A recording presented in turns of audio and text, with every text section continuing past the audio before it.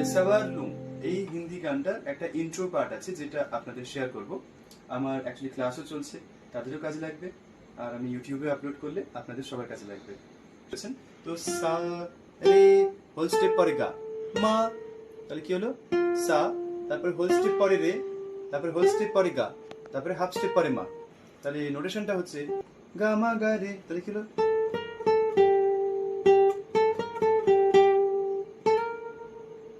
গা মা গা রে সা, সরি গা মা গা রে রে মা, গা মা গা রে রে মা, গা মা গা রে সা গা, গা মা গা রে রে, তারপরে গা থেকে মা পর্যন্ত স্লাইড হবে।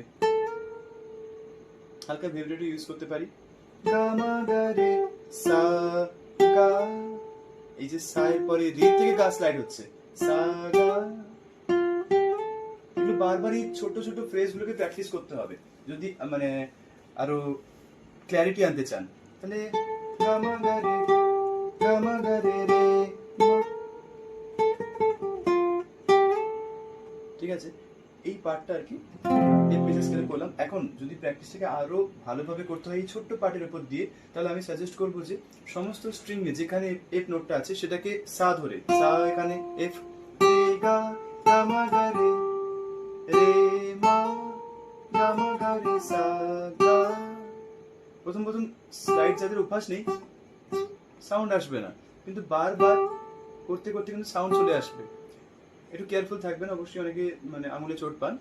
থার্ড স্ট্রিং এ এফ কোথায় আছে সেটাকে আমাদের ট্র্যাক করতে হবে। 10th ফ্রেটে আছে সারেগা।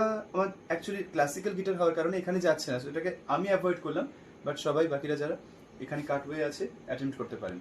ফোর্থ স্ট্রিং এ আছে এফ, 3rd ফ্রেটে সারেগা গা মা গা রে রে মা, গা মা গা রে সা গা।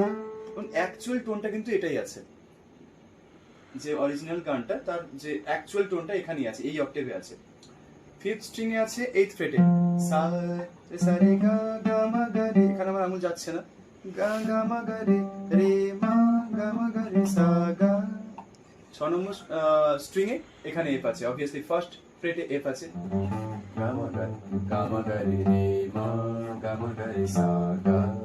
সো এইভাবে এই পার্টটার উপরে অনেক প্র্যাকটিস করুন। মোটামুটি এটা লেভেল আপগ্রেড হয়ে গেলে আপনারা এর পরের পার্ট যেটা আছে সম্ভবত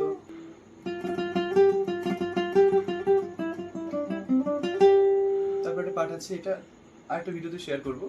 আপাতত এটাই টার্গেট থাকলো। ঠিক আছে, থ্যাংক ইউ।